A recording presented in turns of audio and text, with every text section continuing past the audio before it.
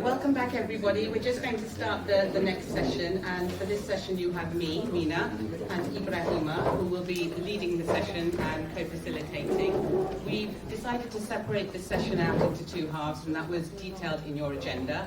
And the first one will be about the institutions or actors at the global and UN level which should be targeted to achieve our goals. And Ibrahima will then cover which institutions or actors at the regional and national level should be targeted to achieve our goals.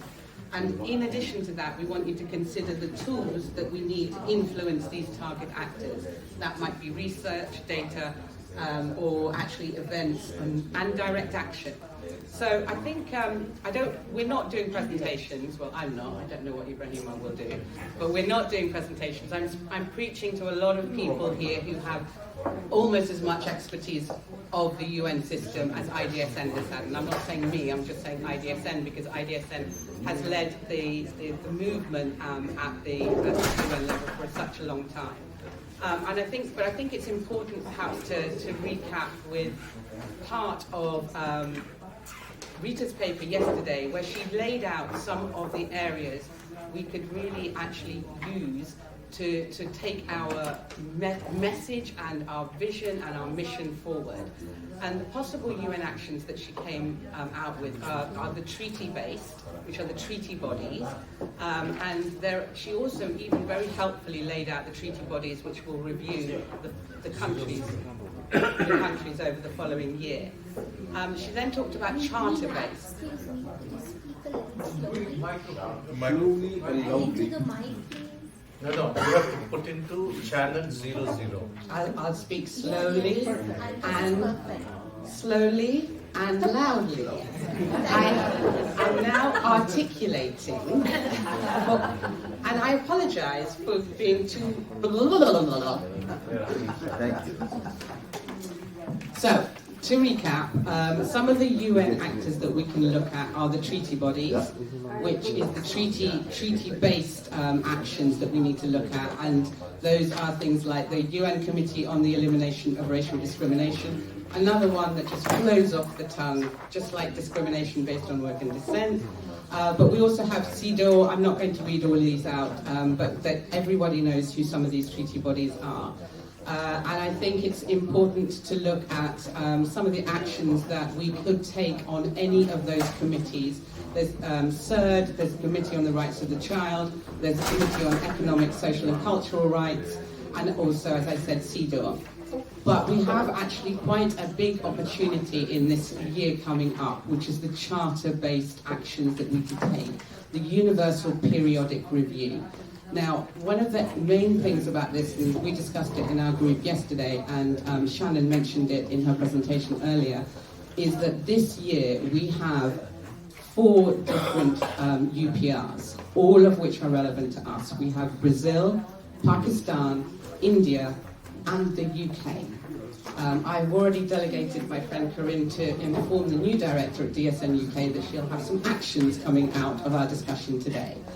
Because these are the 4 countries that we know which are taking place this year that will actually have their reviews.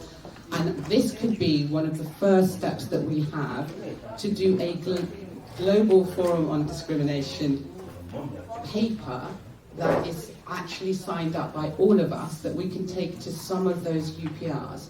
We will see from that which countries actually support our mission, which countries raise their voice at those UPRs, and which countries will then meet with us as a first step down the road to a declaration. And it is a very first step.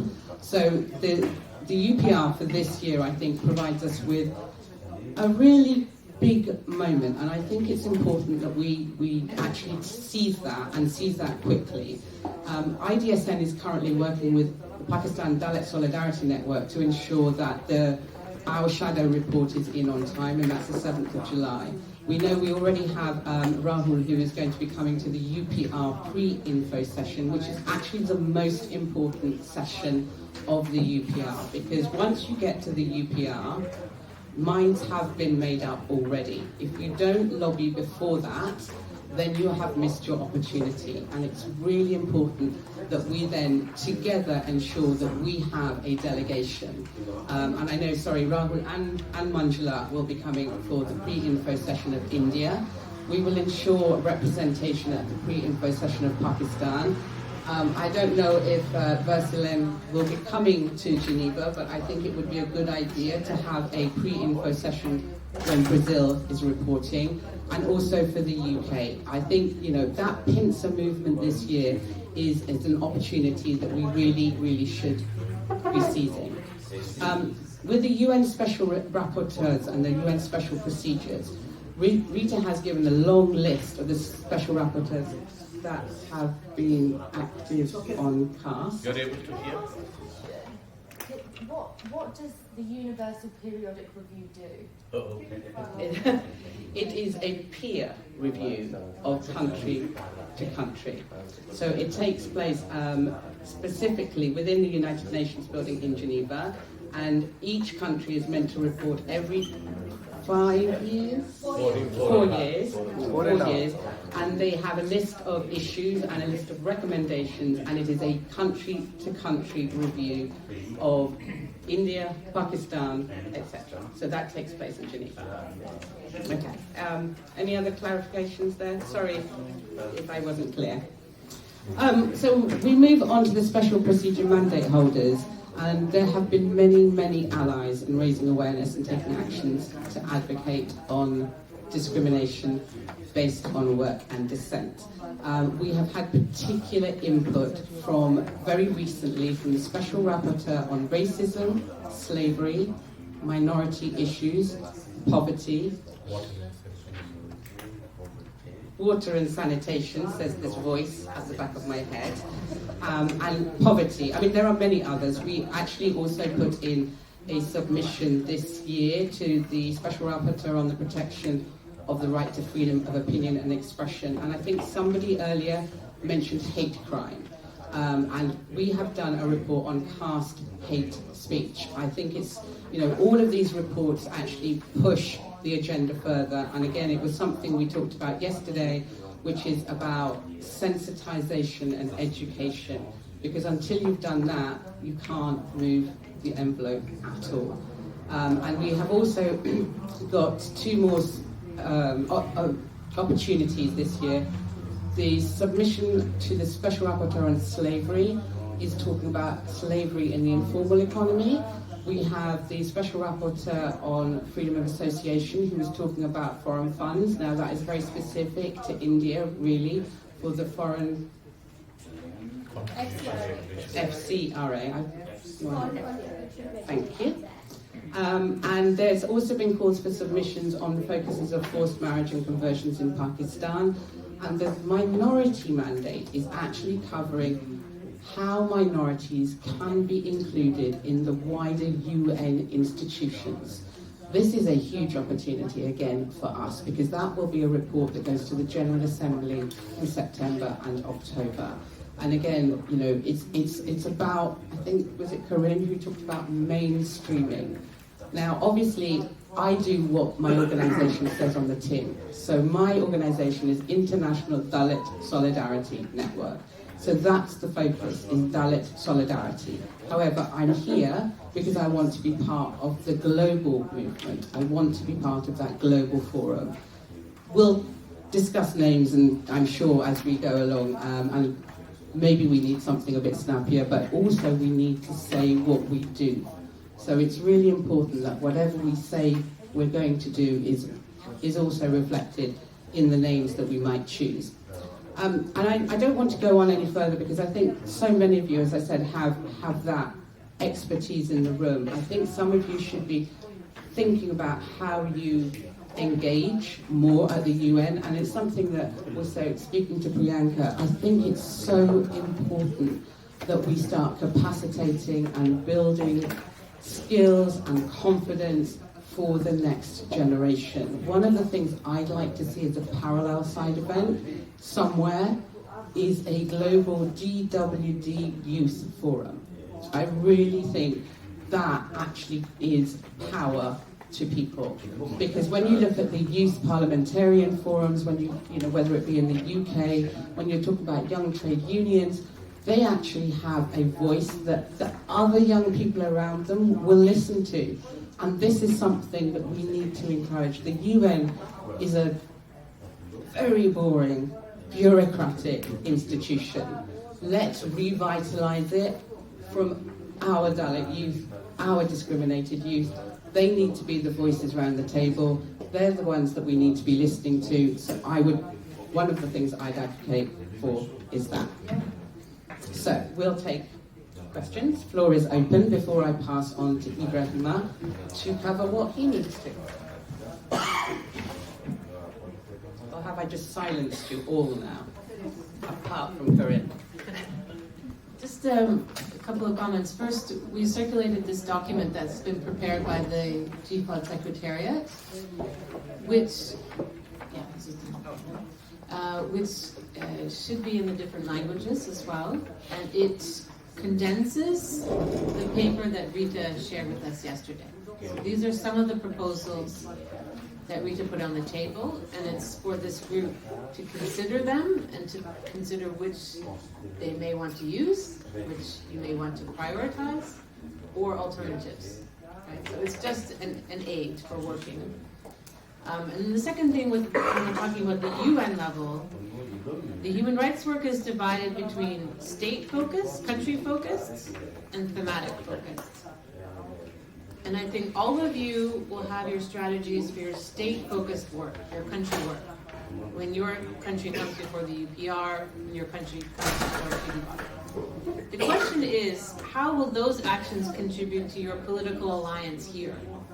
So when you submit information to a treaty body, do you also note that there is a global forum of communities discriminated on work and dissent that are seeking a declaration?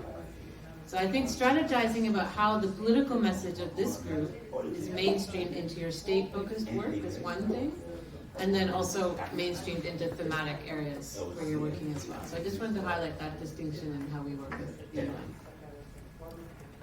But I also think there's strength in numbers. So if we have a global forum, produce a paper that can be used easily and readily, people will say, oh, it's not just an India problem. And this is the issue we have always had. We have to refocus away from India, because the more we focus on India, the more the block will come. We will not move that wall.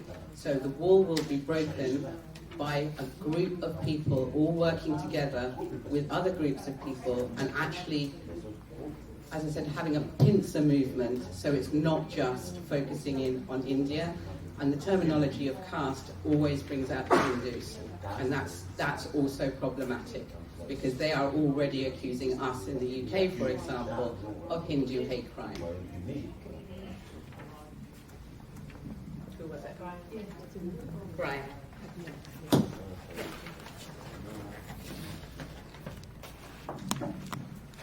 Thank you so much.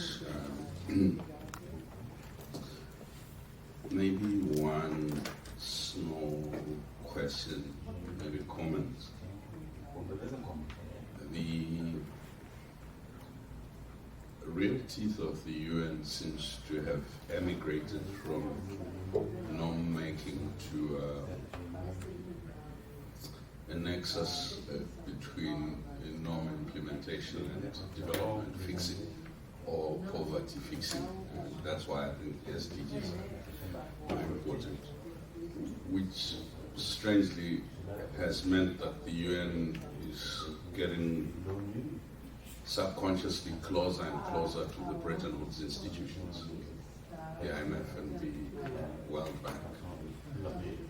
Do you see any possibility at the global level work focusing on the development finance institutions and the financing for development agenda, and in particular the IMF, the World Bank, OECD, CAFO, the Chinese, the Japanese, and the core, and asking a very simple question on what they are doing and how they are taking issues of DWDs into context.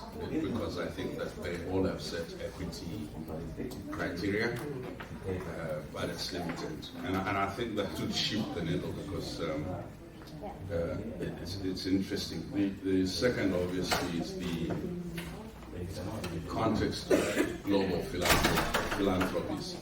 I feel guilty sitting here, so I would take the INGOs, international INGOs, philanthropies, and even global private sector that has acceded to UN business for human rights, and then just ask that lot plus the Davos lot for as limited as the politics of the World Economic Forum is, but I think sometimes you have to bring the drama to the spaces of the dominant so that at least you have a conversation about it. And ironically, in the post-COVID moment, it seems to me that who we are thinking about in the UN would have to include how WHO has factored in particular, the communities that are represented here, and how UNICEF, and asking the question, somebody said modernize, but asking the question in the context of everybody's talking about energy, poverty, and whatever, triggered by the Ukraine war. Everybody's talking about a triple or quadruple inequality and inequity and poverty triggered by the COVID-19 pandemic. So the question is, in this rhetoric of leaving no one behind, to what extent have, beyond the UN General Assembly, to what extent have specific UN agencies that have mandate for equitable access of energy, of health, and education, and etc., to all targeted? It's clear they've set gender targets. It's clear. And then, of course, I keep asking myself, who influences the influences? And I like the point that you have made. It seems to me that the entire UN system pivots around, I call it the 18-nation mythology, right? Which is the United Kingdom, France, Germany, the Nordics, and then every once in a while, China, Japan, and the rest of our continent. It will be now increasingly Turkey, South Korea, India, and most probably South Africa and Nigeria. Kenya will make noise. And I would suggest maybe as we think through about the global agenda, look both at the South global actors within the UN system, which are the member states. And we've already discussed India and its discomfort. We've discussed the historical role of South Africa at the early, but where does South Africa sit now? And what might be, it was very progressive on anti-racism, progressive on the agenda on indigenous people. Where does it sit now? So if we took those 18 states as targets and then agreed, they may not be states in which this is the main problem. But if you want to get a global dialogue going, at least that you need the 18 states. Then my last point would be within the UN system of the global system. Faith, as problematic as it is, also is the one place to blackmail dominance, right? So whether you are thinking about the Christian faith, Muslim faith, and other forms of faith, but in particular, I'm quite sure that the World Council of Churches, the evangelicals, the Catholic, the Pope, the Vatican, and the interfaith platforms, most of our regions have. If they pronounce themselves regularly, and there were veiled research on this matter, it may actually shift a little bit of the conversation. So in bringing that, I think it's complementary to getting the UPR, which would serve as a name and shame. The track I'm suggesting serves as do no harm, do good or talk about it, check. Because the one will tell you what you're not doing, the other actually says you can do something about it. You are giving grants, you are giving development, and the same. Sorry I took long.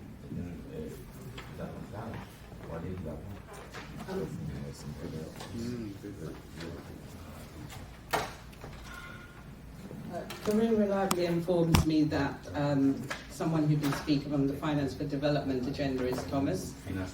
So I'm going to ask you to do that. I do want to just say one of the things that I've said before is we do need to look outside, and I think you're absolutely right, the normal UN targets. We need to start looking, and that's why one of the areas that we're really focusing on is the business and human rights agenda. Because in the end, business talks, it's money talks, and it has money in a lot of the countries which are affected by DWD. And we need to say to them that it's not acceptable for the abuses that are going on in your supply chains to continue. It's not about being invisible workers that can be maltreated, it's about visibilizing those workers and giving them their rights. So we do need to start thinking outside of our normal UN target box. So I do thank you for that, Brian. Juste deux petits points. Le premier point, c'est revenir à ce que Corinne disait à propos du travail. Je pense que, comme l'a dit mon collègue, le travail est quand même un élément important à prendre en considération, surtout quand on regarde les dynamiques en Afrique par rapport à ça, parce que c'est un élément d'identification. Deuxième point, et ça peut-être les amis africains pourront éventuellement dire leur opinion. Vous savez, le système qui existe dans nos contrées est un système très complexe. Il ne s'agit pas seulement de dire que quelqu'un est casté, il ne s'agit pas seulement de dire que quelqu'un est esclave. C'est que dans la construction sociale, on a même fait des hiérarchies à l'intérieur du système de caste. On a fait c'est-à-dire des hiérarchies entre le casté et l'esclave. Et ça suppose que dans le travail que nous envisageons de faire, qu'il y ait aussi une prise de conscience que malgré ces hiérarchisations, les gens partagent le même sort. Et ça, c'est aussi un aspect important parce que dans la construction sociale, par exemple, un forgeron, il est plus bas qu'un griot. Le griot, c'est le maître de la parole. Et ces éléments doivent également être pris en compte quand on fait le travail de construction. C'est pourquoi je crois qu'il est utile ici, dans le processus, c'est-à-dire dans ce processus qu'on veut mettre en branle, de voir dans quelle mesure aussi il y a acceptation au sein de la communauté de faire ce travail-là. Parce qu'il ne s'agit pas simplement de s'identifier en soi comme étant discriminé, mais de faire en sorte que dans la communauté en son sein, que les discriminations qui existent aussi disparaissent, de manière à ce que les gens revendiquent une même identité. Et ça, ce n'est pas une chose facile à faire, parce que souvent les relations au pouvoir sont des relations tellement complexes que certains peuvent refuser, puisque leur proximité, les avantages qu'ils ont, sont aussi réticents à changer de vie. Donc c'est vraiment un aspect important qu'il faut prendre en considération, parce que vos réalités en Asie sont beaucoup plus claires que nos réalités africaines qui sont beaucoup plus complexes. Et ça, je pense que c'est aussi, surtout si on veut créer un mouvement assez fort, c'est aussi important de tout mettre en œuvre pour que les problèmes internes ne soient pas une difficulté nouvelle pour ne pas aller dans cette direction. C'est ces éléments-là que je voulais mettre en exergue.